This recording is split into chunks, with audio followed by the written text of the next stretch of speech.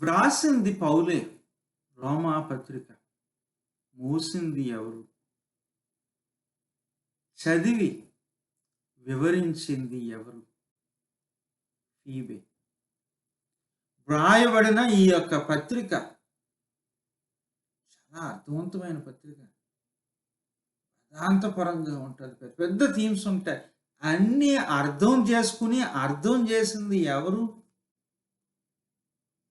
Phoebe. మొదటి 15 అధ్యాయాలు అర్థం కావాలంటే ఈ రోమపత్రిక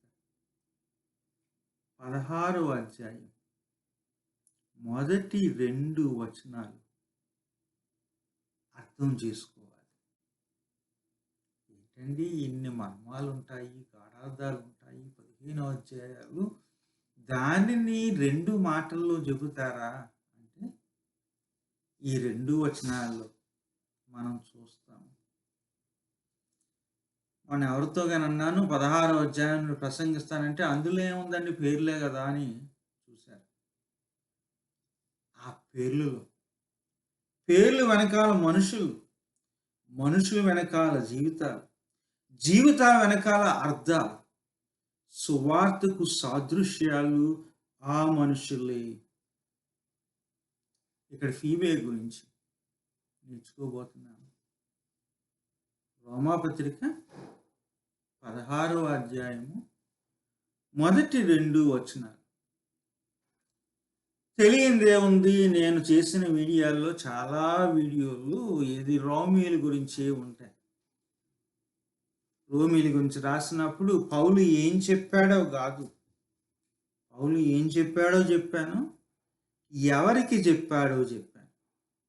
రోమా నగరంలో, మహానగరం, సామ్రాజ్యానికే కేంద్రం, అక్కడ ఆ నగరంలో ఉన్న క్రైస్తవ సంఘాలు, హౌస్ చర్చెస్, సంఘమే కానీ అందరూ ఒక చోట ఆరాధన చేసేవారు కాదు.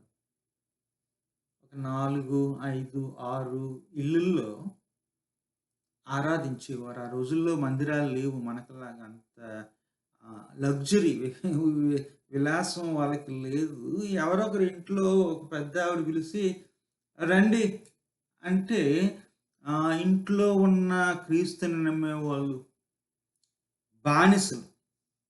బానిసలు, చుట్టుపక్కల ఉన్న దీనులు ఉంటారు కదా, ఇల్లు లేని వాళ్ళు, ఇలాంటి వాళ్ళందరూ కలిపి ఈ పెద్దింటోళ్ళ దగ్గరికి వచ్చి వాళ్ళ దగ్గర ఆరాధన చేసుకునేవారు. ఒక 5-6 ఇళ్ళు ఆరాధనలు జరిగేవి. అంటే ఒక మాటలో చెప్పాలంటే అంత పెద్ద నగరంలో ఒక 100-200 మధ్యన ఉండొచ్చు క్రైస్తవులందరూ కలిపి. వాళ్ళకి ఈ పొడుగాటి ఉత్తరం 16 అధ్యాయాల ఉత్తరాన్ని పౌలు రాశాడు. ఈ సంఘంలో, ఈ 5-6 సంఘాల్లో అన్ని రకాలు ఉన్నారు. ఆడవాళ్ళు ఉన్నారు, మగవాళ్ళు ఉన్నారు, యూదులు ఉన్నారు, యూదేతరులు ఉన్నారు, ధనికులు ఉన్నారు, దీనులు ఉన్నారు, జ్ఞానులు ఉన్నారు, వెర్రివాళ్ళు ఉన్నారు, బలవంతులమి అనుకున్న వాళ్ళు ఉన్నారు, బలహీనులు కూడా ఉన్నారు. పర్లేదులే, మాకు కనెక్షన్స్ ఉన్నాయి, మేము మాట చెబితే పని అయిపోద్ది అని వ్యాపారస్తులతోనూ, సామ్రాజ్యంలో ఉన్న అధికారులతోనూ సంబంధాలు ఉన్నవాళ్ళు ఉన్నారు, అడ్రస్ లేని వాళ్ళు కూడా ఉన్నారు. ఇలాంటి వాళ్ళందరితో కలిపి ఒక సంఘాన్ని కానీ, ఒక ఆరాధన కానీ, ఒక సమాజ జీవితాన్ని కానీ నడిపించడం కష్టము. వీళ్ళని ఎవరు పౌలు ఇంకా కలవలేదు. ఆ సంఘాన్ని, రోమాలో ఉన్న సంఘాన్ని స్థాపించింది పౌలు కాదు. ఈ ఉత్తరంలో ఫస్ట్ టైము తనను తాను పరిచయం చేసుకుని, ఇదిగో నేను పౌలు అని చెప్పి మీ ఊరు వస్తాను అని తను తాను పరిచయం చేసుకుంటూ రోమా నగరంలో ఉన్న క్రైస్తవుల యొక్క స్టేటస్, యూదేతరులే. కానీ మీకు మించిన స్టేటస్ ఉంది. ఏంటి అంటే మీరు దేవుని చేత, దేవుని కృపను బట్టి నీతిమంతులుగా ఎంచబడ్డారు. నీతిమంతులుగా చేయబడుతున్నారు. నీతిమంతులగుటకు ప్రత్యేకించబడ్డారు. ఆత్మను పొందారు. నీతిలో ఎదగాలి. ఆత్మలో జీవించాలి అని వాళ్ళ యొక్క స్టేటస్‌ను గురించి జ్ఞాపకం చేస్తారు. పరిశుద్ధులుగా, నీతిమంతులుగా. నీతిమంతులా? కాదు. నీతిమంతులుగా దేవుడెంచాడు. నీతిమంతులు అయిపోయారా? లేదు. అవ్వడానికి ఆత్మ ఆత్మను దైవం అనుగ్రహించాడు. ఇప్పుడు మీకు కొన్ని జీవించే విధానాలున్నాయి. 12వ అధ్యాయం నుండి 12, 13, 14, 15 అధ్యాయంలో ఆ యొక్క జీవన విధానాన్ని గురించి చెప్పడం. శరీరాలు అర్పణగా, ఇదిగో సహోదర ప్రేమ కలిగి ఉండండి అని చెప్పి, అధికారుల ఎడల, అధికారం ఎడల ఏ వైఖరి చూపించాలో అని చెప్పి, ఇవన్నీ విశదీకరించిన తర్వాత 15 అధ్యాయాలైనయి. బానే ఉందండి మీ థియాలజీ. మొదటి 11 అధ్యాయాలు. బానే ఉందండి మీ యొక్క ఎథిక్స్ ఎలా జీవించాలో అది కూడా బానే ఉంది మీ బోధ. 12, 13, 14, 15 ఇయన్నీ కొన్ని మాటల్లో చెప్పండి అంటే, ఉత్తరం చివరకొచ్చినప్పుడు అందరికీ శుభములు, శుభములు, శుభములు, శుభములు అన్నప్పుడు ఆ ప్రతి పేరు వెనక ఒక కోడ్ ఉంది. మొదటి పేరు అర్థం చేసుకుందాం. ఫీబే. ఈ ఫీబే ఎవరు? ఆమె గురించి చెప్పకముందు మీకు కొన్ని కథలు చెప్పాలి.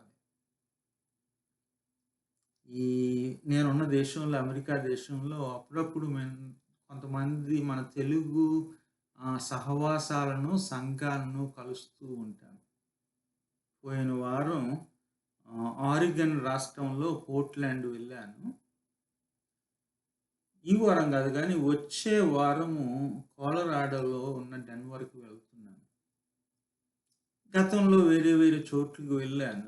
వెళ్ళినప్పుడు నాకొక అంటే అది అంత గౌరవం కాదు గానీ, సిద్ధాంతం ఏంటంటే, ఎవరికి ఇబ్బంది కలిగించకూడదు అని చెప్పేసి నేనేమంటానంటే, అయ్యా, అమ్మా వస్తానండి. విమానాశ్రయంలోని ఒక కారు ఏదో అద్దెకు తీసుకొని, ఏదో హోటల్ తీసుకొని అక్కడ ఉంటానండి. మళ్ళీ వచ్చి ఎత్తుకొని తీసుకెళ్ళడం, వండి పెట్టడం, ఇయన్నీ మీకు బరువు అని చెప్పేసి నేను అంటాను. అది అంత గౌరవం కాదు గానీ, యాహ్! ఆఫర్ చేస్తాను. ఇబ్బంది ఎవరికీ నేను బరువు కాకూడదు అనే ఉద్దేశంతో. కానీ దరిదాపు మన తెలుగు వాళ్ళందరిలో మంచితనం ఏంటంటే, అంత మాట అనకండి అంటారు. మేమొస్తాం. ఎయిర్‌పోర్ట్‌కొస్తాము. మా ఇంటికి తీసుకెళ్తాము. మా ఇంట్లో పెట్టుకుంటాము. వండుతాము. పెడతాము. మళ్ళీ పని అయిపోయిన తర్వాత దిగబెడతాము అని చెప్పేసి మన తెలుగు సంస్కృతి, ఆతిథ్యం అనేది మన సంస్కృతిలో అతి ప్రాముఖ్యమైనది. అలాగా రావడం. ఇలాగ ప్రయాణాల్లో నాకు చాలామంది క్రీస్తుని బట్టి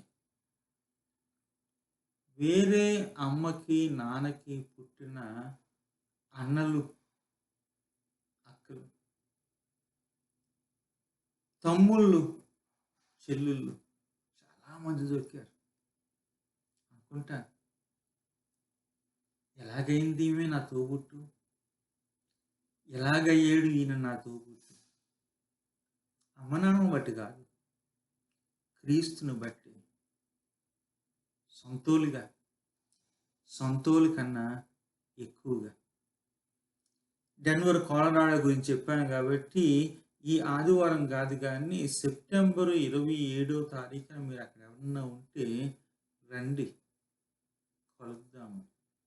దేవుని యొక్క వాక్యాన్ని కలిసి నేర్చుకుందాం. వీళ్ళ యొక్క ఆతిథ్యం నేర్చుకున్నప్పుడు నాకు చిన్నప్పుడు ఒక తల్లి జ్ఞాపకం వస్తది. ఇయన్నీ ఎందుకు చెప్తున్నానంటే, మరలా రోమా పత్రిక 16వ అధ్యాయానికి మిమ్మల్ని తీసుకురావడానికే చెప్తున్నా. చిన్నప్పుడు మా ఊరు పక్కన ఒక ఊరు ఉండేది. దాన్ని పి. వేమవరం అనేవాళ్ళు. పి. వేమవరం అంటే మీరు ఏంది మరి పి అంటున్నారని మీరు అనుకుంటారు కానీ, దాన్ని పుల్లయ్య వేమవరం అని చెప్పేసి అనేవారు. దాని గురించి రకరకాల కథలున్నాయి. ఆ పుల్లయ్య అనేది చాలా ఇంపార్టెంట్ ఇండికేటర్ దగ్గర.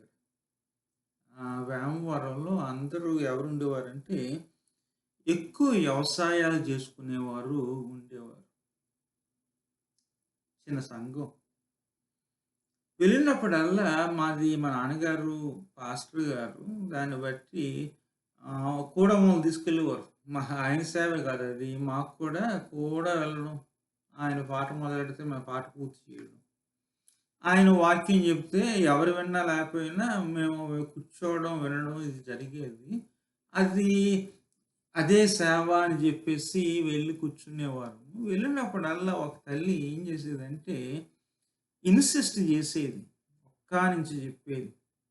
మా ఇంటికే రండయ్యా అనేది. చక్కగా ముద్దపప్పు పెట్టి, పచ్చడేసి భోజనాలు పెట్టేది. దారిలో ఎవరన్నా ఎదురయ్యి రండి టీ తాగండి అని వాళ్ళ ఇంటికెళ్తే ఈవిడకి కోపం వచ్చేసేది. ఈమె పేరు చక్రమ్మ గారు. ఊర్లో ఆ ఊరికి చిన్న ఊరేలండి. అంతా కలిపి వందల మంది ఉండేవారు. ఆ ఊరికి క్రీస్తు పేరున ఎవరొచ్చినా సరే, ఆవిడ ఉద్దేశ్యం ఏంటంటే, ఆవిడ అలవాటు ఏంటంటే, ఫస్ట్ వాళ్ళ ఇంటికొచ్చి, వాళ్ళ ఇంట్లో కాళ్ళు కడుక్కొని, ఇంటి బయట కాళ్ళు కడుక్కొని, ఇంట్లో ఆమె ఇచ్చిన ఆతిథ్యాన్ని పొంది వెళ్ళాలి. సో, ఎవరైనా సరే నాకు ఆ వేమవరం చెప్పగానే మొట్టమొదటి మనసుకొచ్చేది ఎవరంటే, ఈ ఆతిథ్యం ఇచ్చే తల్లి చక్రమ్మ గారు. దానిని బెనిఫాక్టర్ అంటారు. ఆతిథ్యం ఇచ్చేది. మీకు జ్ఞాపకం ఉందో లేదో గానీ, సొదొమలో ఎవరు కొత్త అతిథి వచ్చినా సరే, ఆడేంటి, మగేంటి, ఆడ మగ కాకపోయినా సరే, ఎవరొచ్చినా సరే లోతు ఏం చేసేవాడంటే, "రండయ్యా మా ఇంటికి రండి భోంచేయండి" అని చెప్పి తీసుకెళ్ళేవాడు. ఇంకా గుమ్మం దగ్గర అదే పని. ఆ గవిని దగ్గర లోతు గారి ఫుల్ టైమ్ పని ఏంటంటే, ఊర్లో వచ్చిన కొత్తోళ్ళందరికీ ఆతిథ్యం ఇవ్వడం. ఒకసారి లోతు అంటే మీకు లోకువ. తన యొక్క పరిచర్య అది. లోతు ఒక పరిచారకుడు. అలాగే ఫిలిప్పీలో ఎవరైనా సరే క్రీస్తు పేరున వచ్చారంటే లుదియమ్మ దగ్గరికెళ్ళాలి. అది ఆమె పరిచర్య. ఇక్కడ కాంక్రియాలో ఉన్న ఈ పరిచారకురాలి యొక్క పరిచర్య ఏంటి అంటే, ఇదే సంఘ పరిచారకురాలు అంటాడు. ఏంటండి బైబిల్‌లో పరిచారకులు ఉన్నారు గానీ, పరిచారకురాలు లేరు. డీకన్స్ ఉన్నారు అందరూ మగోళ్ళే కదా అని మీరంటారు. అపోస్తల కార్యాల్లో 6వ అధ్యాయంలో విధవరాలు సణుగుకున్నందుకు యెరూషలేములో 7 పరిచారకులుగా నియమించారు. ప్రత్యేకించారు. అభిషేకించారు. అది ఎక్కడ? యెరూషలేములో. మరి వేరే ప్లేసెస్‌లో ఫర్ ఎగ్జాంపుల్ ఫిలిప్పైలో ఉదాహరణకు కాంక్రియాలో ఉన్న సంఘంలో ఇలాంటి చోట్లన కొంతమంది స్త్రీలు కూడా పరిచారకులుగా ప్రత్యేకించబడ్డారు. ఎన్నుకోబడ్డారు. అభిషేకించబడ్డారు. ఫీబే కాంక్రియాలో ఉన్న సంఘంలో పరిచారకురాలు. అది తన యొక్క పరిచర్య. ఆ పరిచర్య బల్ల దగ్గర అందరూ వాక్యం చెప్తుంటే ఈమె బల్ల దగ్గర సంఘానికి నాయకత్వం ఇస్తూ ఈ మిగిలిన ఎఫ్ఐఆర్స్ ఉన్నాయి కదా, డీకన్స్ చేసే పనులన్నీ ఆమె చేసేది. సంఘ పరిచారకురాలను పరిచయం చేసిన తర్వాత అంటాడు, ఆమె మన సహోదరురాలు, తోబుట్టు.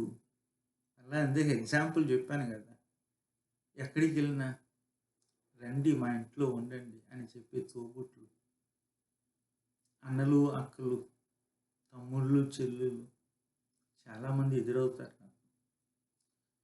పౌలు రోమీయులకి ఈ ఫీబేని పరిచయం చేస్తూ అంటాడు, నా సహోదరురాలే కాదు మన అందరి సహోదరురాలు. ఇది కొంచెం కష్టం.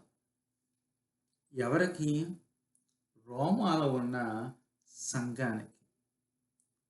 ఎందుకు అంటే ఆ సంఘంలో చెప్పాను కదా, అన్ని రకాలు ఉన్నారు.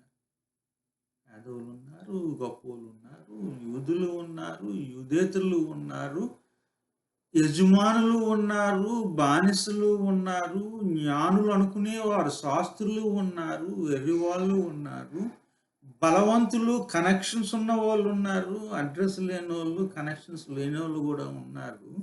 ఆ రోజుల్లో మీరు గమనిస్తే ఈ ఈ రోమీలకు రాసిన పత్రిక అంతా పౌలు గారు ఇటు యూదుడికి రాస్తున్నాడు, ఇటు యూదేతులకి రాస్తున్నాడు. అంటే వాళ్ళు వీళ్ళు క్రీస్తుని నమ్మారే గాని వాళ్ళకి వీళ్ళకి పడేది కాదు.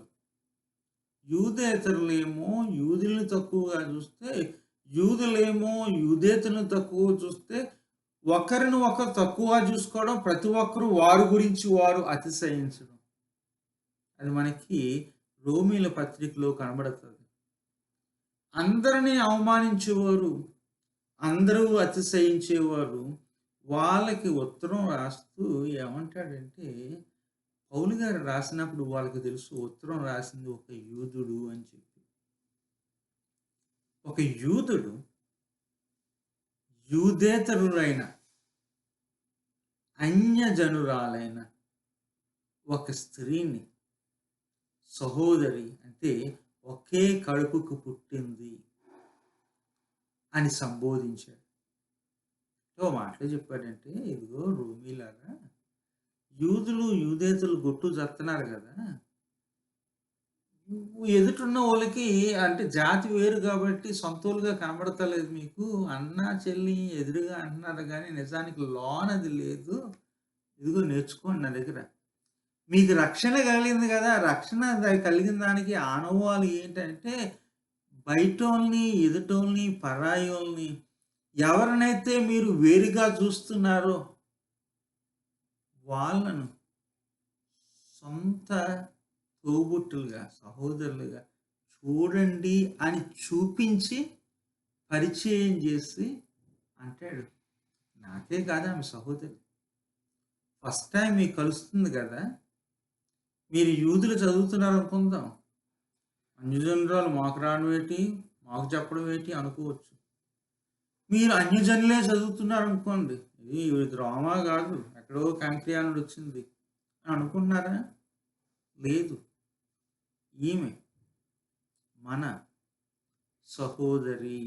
ఈరోజు మీ ఊర్లో, మీ సంఘంలో ఎవరన్నా మీకు వేరుగా కనబడితే కులం పేరు చెప్పు కానీ, గుణం పేరు చెప్పు కానీ, ఆస్తులు అంతస్తులను బట్టి కానీ, గౌరవాలను బట్టి కానీ, ధనాన్ని బట్టి కానీ ఎవరైనా మనకు వేరుగా కనబడితే మా జ్ఞాపకం ఉంచుకోండి, క్రీస్తులో ఉన్న మనకు, క్రీస్తులో ఉన్న అందరూ సహోదరులే. అదే మన స్టేటస్, వేరే స్టేటస్ ఏమీ లేదు. చక్కగా చెప్పాడు పౌలు, ఈమె మన సహోదరి. బయటిదైనా పరాయిదైనా సొంతదానిగా గౌరవించండి అని చెప్తాడు. అని అంటాడు, ఈమె చాలా మందిని పోషించింది, నన్ను కూడా పోషించింది. పోషకురాలు అనే పదం అక్కడ గ్రీకు నుండి మన తెలుగులోకి పరిచయం చేస్తే ఇది సహాయమే కాదు, పోషించింది, ఏ పేట్రన్. బెనిఫెక్టర్, ఏ గార్డియన్, ఏ ప్రొవైడర్. మీకు అర్థమైన భాషలో ఒక స్పాన్సర్. ఇక్కడ వచ్చే ప్రతి ఒక్కరికి, సంఘంలో ఉన్న ప్రతి ఒక్కరిని పోషిస్తుంది ఆవిడ. అంటే పైసలు ఉన్నాయి. పైసలు తన కోసం కాదు, సంఘం కొరకు ఖర్చు పెడుతుంది. సంఘంలో ఉన్న వాళ్ళు పోషించడమే కాదు, ఆ రోజుల్లో కొంతమంది మొదటి శతాబ్దంలో కొంతమంది బోధకులు ఒక ఊరు నుండి ఇంకొక ఊరు ప్రయాణాలు చేసేవారు. అలాంటి వాళ్ళు కూడా పోషించేది. ఎవరన్నా దారి తప్పి వచ్చి కొంచెం అవసరాలు ఉన్నాయి అంటే చెయ్యి అందించేది.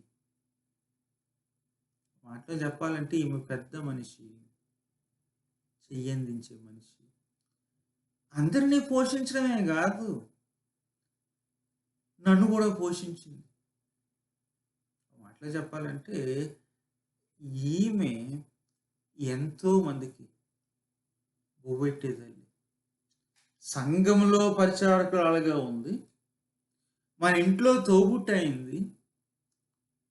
ఈ రెండిట్లకి ముందు కాంక్రియాలో ఈమె స్టేటస్ ఏంటంటే, సొదొమలో లోతు ఎలాగో, ఫిలిప్పైలో లిదియా ఎలాగో, ఇందాక చెప్పాను కదా పి వేమవరంలో చక్రమ్మ గారు ఎలాగో, కాంక్రియాలో ఆమె అనేక మందికి సహకరించింది, బొవ్వెట్టింది, పోషించింది.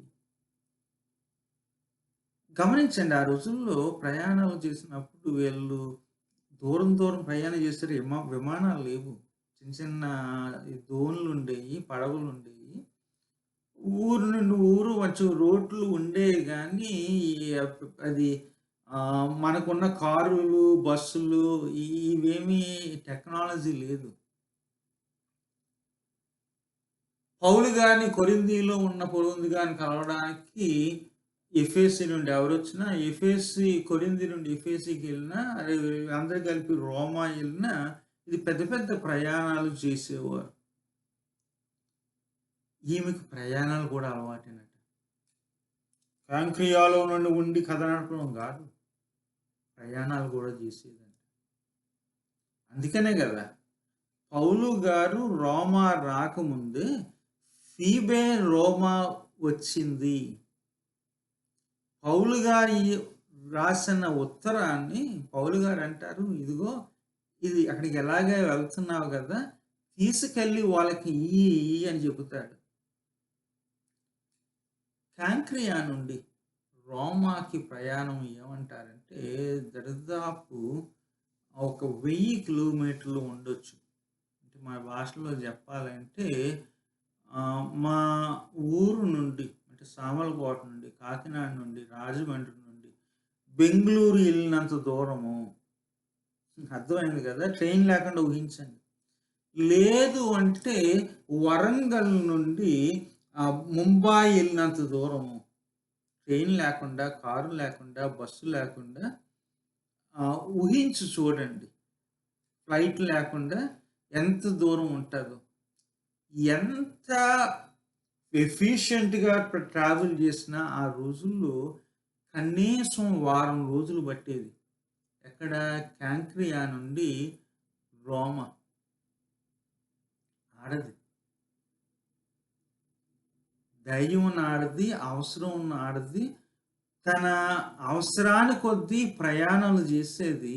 అలాగ రోమా బయలుదేరింది. ఏంటండి ఈ పని ఏంటి మనకు తెలియదు. ఏ పని మీద ఫీబే రోమా వచ్చిందో మనకు తెలియదు. కొంతమంది అంటారు సొంత పనులు ఏమి ఉంటాయి, ఈమె ఇందాక అన్నాను కదా పైసలున్న వ్యక్తి, వ్యాపారాలు ఉండుంటాయి, ఈమె వ్యాపారం ఈమె రన్ చేస్తుందేమో అని అంటారు. అవ్వచ్చు. ఆ రోజుల్లో రోమా సమాజంలో పెద్ద పెద్ద వ్యాపారాలు ఇలాంటి స్త్రీలు నడిపేవారు. వాళ్ళ వ్యాపారాలు నడిపించడానికి ఎంప్లాయీస్, పనులు ఉండేవారు కానీ ఈ పెద్ద డీల్స్ అన్నీ వాళ్ళే ప్రయాణం చేసి మాట్లాడేవారు. అవ్వచ్చు. కానీ ఒక వ్యక్తి ఏమంటాడంటే, రాబర్ట్ జూవర్ట్ అనే ఒక ఆయన ఏమంటాడంటే, అప్పటికే ప్లాన్ జరుగుతుంది. ప్లాన్ ఏంటంటే, పౌలు క్రీస్తుని గురించి ప్రచురించడానికి స్పెయిన్ బయలుదేరుతున్నాడు. స్పెయిన్‌లో పౌలు గారికి అన్ని పరిచయాలు లేవు. స్పెయిన్‌కు వెళుతూ, వెళుతూ దారిలో రోమాలో ఆగుతానంటాడు. అందుకనే రోమీయులకు రాసిన పత్రికలో అంటాడు, ఇదిగో నేను రోమా వస్తాను. ఎక్కడ స్పెయిన్‌కెళ్ళే దారిలో మీ దగ్గరికి ఆగుతాను. కాస్తో కోస్తో మీరు నాకు సాయం చేయండి, తోడుగా రండి అని చెప్పేసి, తోడుండండి అని చెప్తాడు. అంటే అయితే కొన్ని పైసలిచ్చో, కొన్ని ఆర్థికంగా సహాయం చేసో, ప్రార్థన చేసో, మాట వరుస ఇచ్చో నాకు సహాయం చేయండి. నేను స్పెయిన్‌కి దేవుని యొక్క సువార్తను ప్రకటించడానికి వెళ్తున్నాను. దారిలో మీరు నాకు పరిచయం లేదు గానీ, వచ్చి మీతో కొంత కాలం గడుపుతాను అని చెప్పడానికే ఈ ఉత్తరాన్ని వ్రాయడం జరిగింది. సో, ఆ స్పెయిన్ వెళుతున్న ప్రయాణానికి లాజిస్టికల్‌గా కొన్ని అవసరాలుంటాయి. చెప్పాను గదా! మొదటిసారి పౌలు రోమా రావడం, మొదటిసారి పౌలు స్పెయిన్ వెళ్ళడం, స్పెయిన్‌లో ఉన్న గ్రీకు అంత సులభం గాదంట. అది ఎవరన్నారంటే మా కలీగ్ రాసింది. ఫ్రాన్సిస్ గెంజ్ రాసి అంటది. స్పెయిన్‌లో ఉన్న గ్రీకు ఆహ్, పౌలు గారి యొక్క గ్రీకు కొయినేకి కొంచెం సంబంధం ఉన్నది గానీ, అంత ఈజీగా అర్థం గాదు. అంటే పౌలు గారికి ఈ స్పానిష్ కనెక్షన్స్ ఒకటి, తర్వాత స్పెయిన్‌లో మాట్లాడే గ్రీకు గురించి పరిచయం చేసేవాళ్ళు, అవసరమైతే తర్జుమా చేసేవోళ్ళు ఒకళ్ళిద్దరు దొరుకుతారు. అంతేగాదు. ఆ రోజుల్లో రోమా అంటే స్పెయిన్ నుండి కూడా కొంతమంది వచ్చి ఆ నగరంలో ఉండుంటారు. సో, పౌలు గారు రోమా వచ్చినప్పుడు ఆ స్పెయిన్ నుండి వలసొచ్చిన ఆ యొక్క క్రైస్తవులు ఉంటారు కదా! వాళ్ళని పరిచయం చేస్తే వాళ్ళంటారు, "కంగారేం పడకండి. అక్కడ మా చుట్టాలున్నారు. వాళ్ళ దగ్గరికెళ్ళండి." ఎందుకంటే స్పెయిన్‌లో యూదులు అంతమంది లేరు. గతంలో ఈ పౌలు ఎక్కడికెళ్ళినా యూదుల దగ్గరికెళ్ళి కనబడి వాక్యాన్ని చెప్పేవాడు. స్పెయిన్‌లో అది జరగదు. కొన్ని పరిచయాలు కావాలి. కొన్ని కనెక్షన్స్ కావాలి. కొంతమంది ట్రాన్స్‌లేటర్స్ కావాలి. ఎక్కడ దొరుకుతారు? రోమాలోనే దొరుకుతారు. ఈ గ్రౌండ్ వర్క్ ఇటు పైసలే కాదు. పరిచయాలు, ట్రాన్స్‌లేటర్సు, తర్వాత పౌలు వస్తున్నాడు కదా! ఆ పౌలుకి కావాల్సినటువంటి అకామిడేషన్ ఇవన్నీ సిద్ధం చేయడానికి ఫీబే వచ్చింది అని కొంతమంది అంటారు. మనకు తెలీదు. అయితే సొంత వ్యాపారం మీద వచ్చుంటది. లేదు అంటే క్రీస్తు పని మీదే వచ్చుంటది. పౌలు గారు స్పెయిన్ ఎళ్ళడానికి సిద్ధపరచడానికి, పౌలు గారు రోమ్‌కి రాకముందు ఆయనకి పరిచయాలు పెంచడానికి, స్పెయిన్ కనెక్షన్స్ కలిగించడానికి వచ్చుంది అని చెప్పేసి కొంతమంది అంటారు. ఏదేమైనా అమ్మా నువ్వు వెళ్తున్నావు గదా! ఈ ఉత్తరం పట్టుకెళ్ళు. ఈ 16 అధ్యాయాలు పట్టుకెళ్ళు. వానికి చదువు. చిన్నప్పుడు ఎందుకు ఇవ్వాల్సొచ్చిందంటే ఆ రోజుల్లో మొదటి శతాబ్దంలో చిన్నప్పుడుకొచ్చేసాను గానీ ముందు వెనకాల మొదటి శతాబ్దంలో ఉత్తరాలు ఒకరి నుండి ఒకరు పట్టుకెళ్ళేవారు గానీ, ప్రభుత్వ ఉత్తరాలనే పోస్టల్ డిపార్ట్‌మెంట్ పట్టుకెళ్ళేది. రోమా సామ్రాజ్యం ఎత్తే. మీలాటోళ్ళు నాకు రాసిన, నాలాటోళ్ళకి మీకు రాసినా ఎవరన్నా పర్సనల్‌గా ఆ ఊరంటే ఎళ్తున్న వాళ్ళు ఎళ్తుంటే, ఇదిగో మీరు ఆ ఊరు ఎళ్తున్నారు కదా! ఈ ఉత్తరం పట్టుకెళ్ళి వాళ్ళకి ఇవ్వండి అని చెప్పేసి అప్పగించేవారు. అలాగా పౌలు తన యొక్క ఉత్తరాన్ని, రోమా పత్రికను ఫీబేకి అప్పగించాడు. ఇవ్వడమేనా? ఇవ్వడంతో అవ్వలేదు. ఇప్పుడు జ్ఞాపకం ఉంది. చిన్నప్పుడు మా వీధిలో మా అక్కోళ్ళు కొంచెం బడికెళ్ళినోళ్ళు మొదటోళ్ళు. హై స్కూల్‌కి గానీ, కాలేజీకి గానీ, ఉత్తరాలు చదవడానికి పెద్ద చదువు అవసరం లేదు. అహ, ఆ, ఈళ్ళుంటే చాలు. పోస్ట్‌మ్యాన్ ఎవరికైనా ఉత్తరం తెచ్చి, ఇదిగో అని పిలిస్తే బయటకొచ్చి ఎవరైనా ఉత్తరం తీసుకున్న తర్వాత అందరికీ చదవడం వచ్చేది గాదు. బండి నుండి తిరిగొచ్చేటప్పుడు మేము మా అక్కోల్ని చూసుకోని ఎవరో ఆఫ్ చేసి కూర్చోబెట్టి, అమ్మా! ఈ ఉత్తరం చదవమంటే మా అక్కోళ్ళు చదివేవారు. ఈ ఉత్తరాన్ని వింటున్న వాళ్ళు ప్రశ్నలు అడిగేవారు. ఎవరిని? ఉత్తరం రాసినోళ్ళని గాదు. చదువుతున్న మా అక్కల్ని ప్రశ్నలు అడిగేవారు. మధ్యలో ఆగమని మళ్ళీ ఒకసారి చదువని చెప్పి చదివేవారు. చదివించుకునేవారు. మా అక్కోళ్ళ పనేంటంటే ఆ ఉత్తరం తీసుకొని చదవమన్న వాళ్ళకి అర్థమయ్యే వరకు చదవడమే వాళ్ళ పని. ఇక్కడ ఫీబే పనేంటంటే ఈ యొక్క 16 అధ్యాయాలు ఈ 5, 6 సంఘాల్లో చదివి, మరలా చదివి వాళ్ళకి అర్థమయ్యేటంత వరకు చదవడమే. ఒక మాటలో చెప్పాలంటే పౌలు మనసులో ఉన్న రోమా పత్రికలో ఉన్న ఆ అర్థము, పరమార్థము రోమీలకు అర్థం చేయడం, అర్థమయ్యేటంత వరకు విశదీకరించడం, చదవడం ఫీబే యొక్క పని. పౌలు అనుకుని ఉంటాడు, పరిచారకురాలే, పోషించే తల్లి, సహోదరి, వయసులున్న తల్లి, వ్యాపారస్తురాలే, అంతేకాదు క్రీస్తుని ఎరిగిన తల్లి, నా మనస్సును ఎరిగిన తల్లి. నేను రాసిన ఈ యొక్క 16 అధ్యాయాలు వివరించగలిగిన తల్లి. మాట చెప్తాను. రోమీల పత్రిక గురించి కోట్ల మంది ప్రసంగించుంటారు. పెద్ద పెద్ద వేదాంతులు విశదీకరించుంటారు. మొట్టమొదట రోమీల పత్రిక రోమీలకు అర్థమయ్యేటట్లు చెప్పింది ఎవరు అంటే ఫీబే.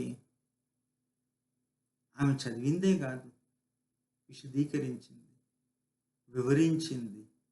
ఒక మాట అక్కడ ఉపయోగించబడింది, షీ పర్ఫార్మ్డ్. అంటే పౌలు గారికి బదులుగా ఇటు యూదులను చూసి చెప్పింది, ఇటు యూదేతలను చూసి చెప్పింది, యజమానులను చూసి చెప్పింది, బానిసల గురించి చెప్పింది. పౌలు గారు వాళ్ళకి ఏం చెప్పారు? పౌలు గారికి బదులుగా, రాయబారిగా, ప్రతినిధిగా ఫీబే ఆ యొక్క 16 అధ్యాయాల్ని వాళ్ళకి చదివి చెప్పింది.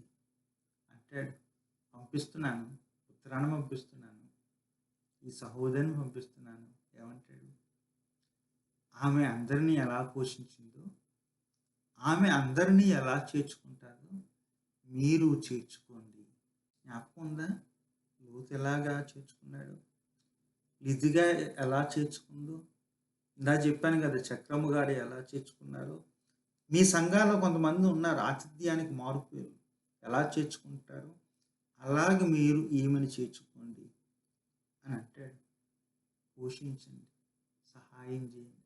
ఆమెకి ఏం కావాలో, ఏం అవసరం తీర్చండి అంటాడు. యూదులకి, యూదేతరులకి, మగోళ్ళకి, ఊరోళ్ళకి అంతగా వింతగా ఉంది. ఎందుకు ఇదంతా? కారణం, మీరు రక్షించబడ్డారు కాబట్టి, కృప వల్ల రక్షించబడ్డారు కాబట్టి, మీరు ఆత్మను పొందారు కాబట్టి. ఇందాక చెప్పాడు కదా, మీరు ప్రేమించడమే కాదు, విధేయులవడమే కాదు, ఒకరిని ఒకరు చేర్చుకోండి, పోషించండి. ఇదే ఫీబే ద్వారా పౌలు గారు మనకి నేర్పించే సత్యం. ఉంటాను మరి, సెలవు.